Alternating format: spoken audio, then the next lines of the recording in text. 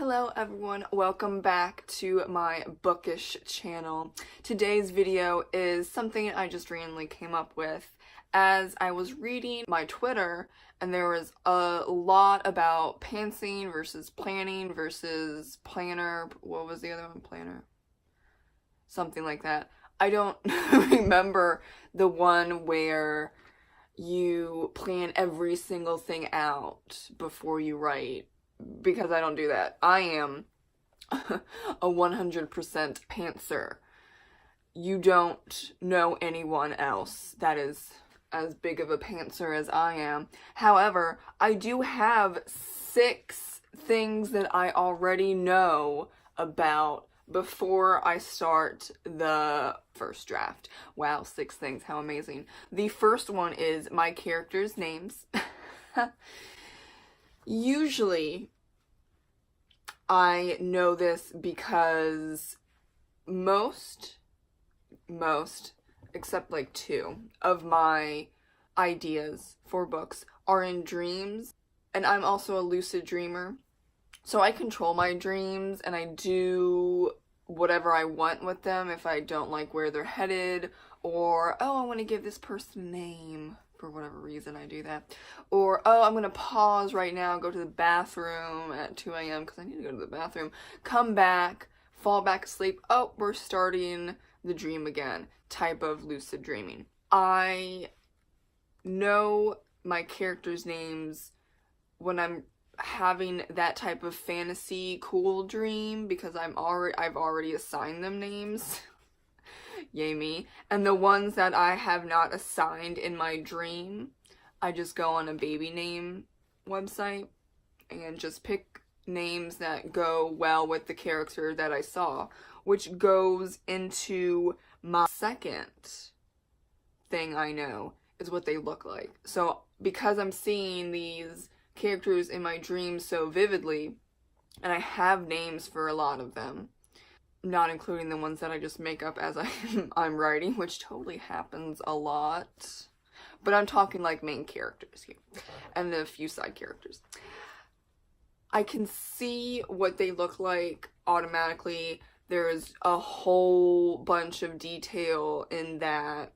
Even I can see like the height differences in my dreams, and I just find names if I haven't already assigned them. In my dream, like I said, I will just baby name them. And that's really the fun thing to do. And I definitely always know what my main character looks like and what her love interest looks like. And then it's the 2-3 side characters that are friends with them. I know what they look like as well, and then I know what the antagonist looks like. Everyone else that is added in, I know what they look like because in my head, it's like a movie playing in my head with these scenes. I can't imagine all the way to the end because whenever I do, it just doesn't stay because I decide to write a chapter and everything changes. Number 3 that I know is a very basic plot, like a 1-paragraph summary kind of plot that changes as I write the book, because as a pantser, things just happen, but the overall idea is there. It just might be, instead of X happening to make a climax of this story happen, is actually Z.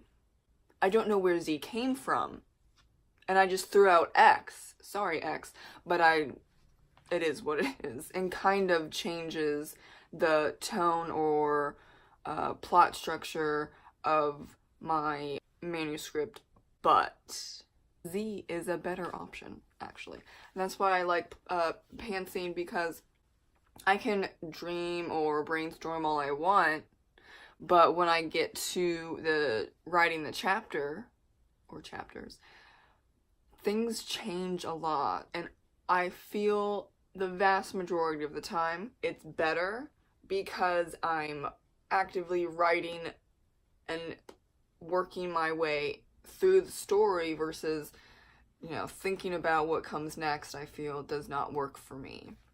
So number 4 is this story's setting, and I just know where it's going to be, like I said, because of my dreams. I knew that the two foxes was going to be in the 1600s in Massachusetts, because that's what was said in my dream when I had that dream when I was 16. And like number 4, number 5 is time period. I know the time period automatically because of said dreams. Now, my first book, A Patriot's Tale, was actually inspired because I watched a movie about the American Revolutionary War, so I wanted to write about the American Revolutionary War. That's obvious. And then my 5th whip, that might be my 4th, because I might just move that 4th original whip to 5th in line, but I digress. I knew would be contemporary setting, but fantasy. I did not dream about my 5th whip, actually. I was in biology class, and there was this scientist that had the last name of Bloodsworth, and I was like, I love that name. And then my brain came up with Wetworth. I'm like, I love that name as well. What kind of names are that? Vampire names. I'm gonna make a vampire story. That's all I needed. And it's like a contemporary fantasy mystery type thing. I have not thought about it for a very long time, so I'll just go with it. Even with those, 2 manuscripts or whips, because the 5th isn't even written, is already know the time period. Whereas some people might struggle figuring out which time period suits them in their plot and their planning or something. I don't know. I've just seen a lot of people struggle with time period. I don't find like it's really difficult for me.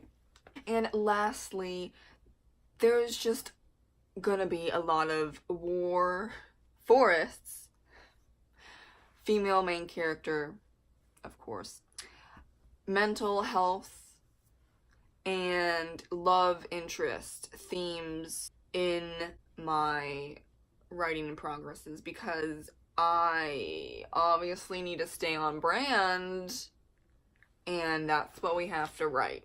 As someone said on Twitter multiple times, you need to find your writing brand and you need to write about it at all times, whatever that means. Now, number 6, those always pop up. I don't know what it is about forests, but I really love forests. And a lot of my manuscripts have forests in them. Even the, 5th whip that I haven't written yet, but it's still in my brain, there's forests in it. So I just have a thing for forests. I usually write about war. Female main character, always, because my main characters are part of me in an interesting way.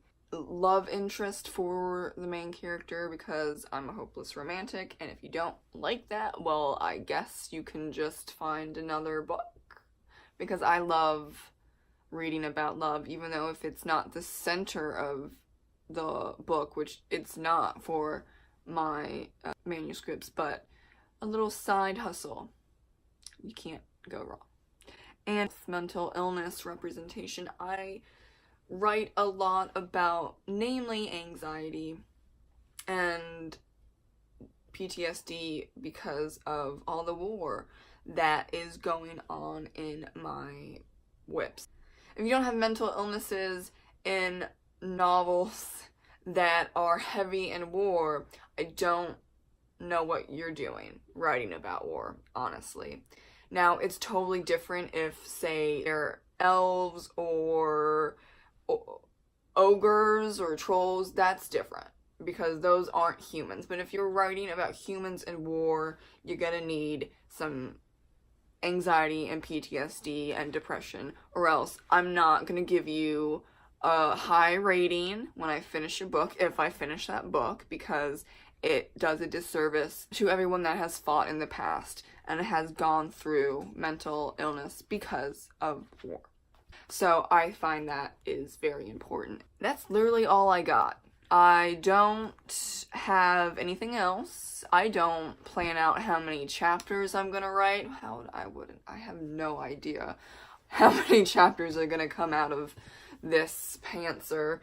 I don't know how many parts there are going to be. I don't know how many characters that have names and descriptions there are going to be. I don't know. I also don't know how most of the time my summary of my book, like the plot of my book, a one paragraph plot summary, is going to unfold. I just know that this is what I want to write about, and that's it.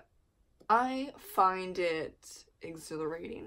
Other people find that confusing and scary, but for the Two Foxes, as of April 18th, 2019, I have written 30 chapters, and that's all. That's a first draft, that's pantsing, and it's only been like 8 months, something like that. I don't think 8 months is that bad for a pantser.